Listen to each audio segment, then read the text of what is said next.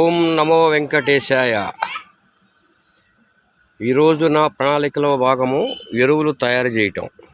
ఆ 16 సెంట్లు ఎరువులు తయారు చేసే కార్యక్రమం ఈరోజు పెట్టుకోవడం జరిగింది.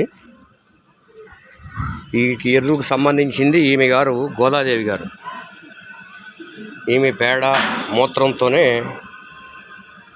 పొడమికి నైవేద్యం ఇవ్వటం జరుగుతుంది. ఎరువులు తయారు చేసే భాగంగా జీవామృతము మొక్కలకి ఇవ్వాలా, మొక్కలకి పాదుల్లో ఇవ్వాలా. తరువాత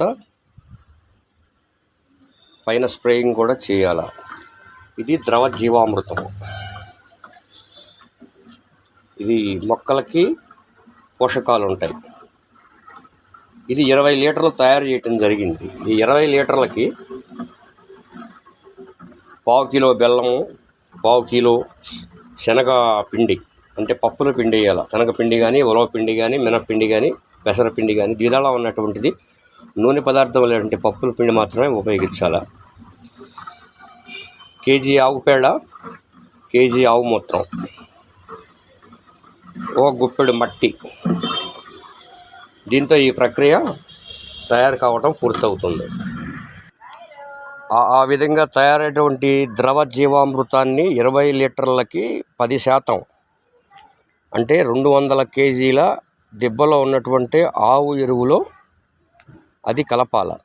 ద్రవ జీవామృతము 9 రోజుల పాటు ఉంచాలి. 9వ రోజున బాగా బ్యాక్టీరియా డెవలప్ అయ్యి అది ఆ ద్రవ జీవామృతాన్ని ఈ ఆవు ఎరువులో కలిపి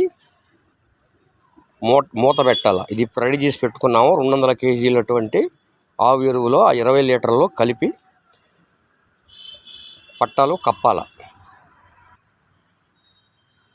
ఈ ఎరువు 6 నెలల కాలం వరకు నిలవ ఉంటుంది.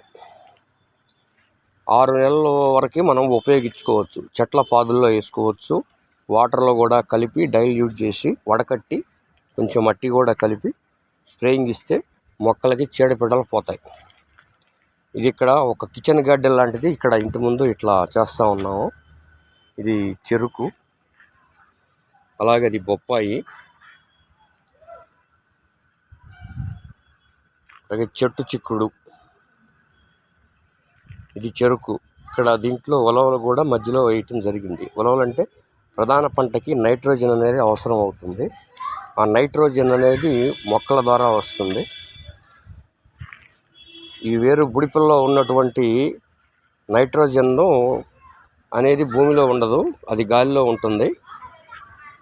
ఈ ద్విదళానికి సంబంధించిన మొక్కలు గాలిలో ఉన్న నత్రజనిని స్థిరీకరించుకొని మొక్కలకి, ప్రధాన పంటకు కావాల్సిన మొక్కలకి పోషకాలు అందిస్తుంది. ఇదే విధంగా కంది,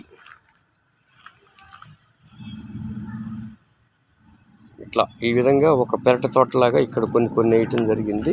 మన 16 సెంట్లు ఇక్కడ నుంచి 5 కిలోమీటర్ల దూరం ఉంటుంది. అక్కడికి ఈ తయారైన ఎరువులని తీసుకొని వెళ్ళటం జరుగుతుంది. అక్కడ చేయటం అయిపోయింది. అక్కడ వరకు 4 బెడ్లు అయిపోయినండి.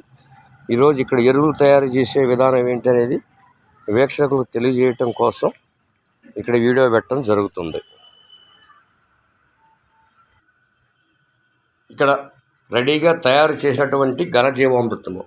ఈ ఘనజీవామృతాన్ని బాగా మెత్తగా పొడిలాగా కొట్టాలి. పొడిలా కుట్టుకొని 4 పక్కల వెదజల్లితే అంతా కూడా నీట్గా 4 పక్కల పడి మొక్కకు కావాల్సిన పోషకాలన్నీ అందిస్తుంది. ఎప్పుడైనా సరే ఘనజీవామృతాన్ని కూడా చాలా జాగ్రత్తగా దాంట్లో సూక్ష్మజీవులు చనిపోకుండా కాపాడుకోవాలి.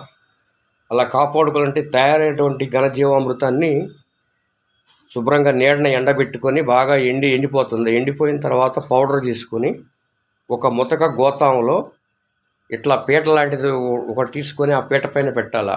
కింద నేల మీద పెట్టినప్పుడు, నేలకి చెమ్మంటినప్పుడు దాంట్లో నిద్రావసరం నుండి బ్యాక్టీరియా చైతన్యవంతం అవుతుంది. తదుపరి ఆ బ్యాక్టీరియా చనిపోవడం జరుగుతుంది. అందువల్ల ఇది చాలా జాగ్రత్తగా ఘనజీవామృతం అనేది మనం స్టోరేజ్ పెట్టుకోవాలి. ఎండకి ఎండకూడదు, వానకి తడవకూడదు. ఇది ఘనజీవామృతము.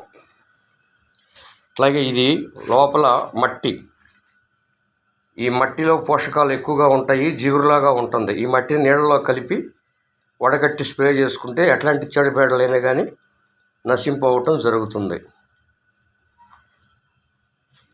ఇది మాకు కాసినటువంటి బెండకాయలు అవి విత్తనం కోసం సపరేట్గా చేయటం జరిగింది. ఈ విత్తనం తీయడం జరుగుతుంది. ఒక టమాటో ఉంది, టమాటో కూడా విత్తనం తీసేసి ఈ ట్రేల్లో మట్టి వేసి వేయడం జరుగుతుంది.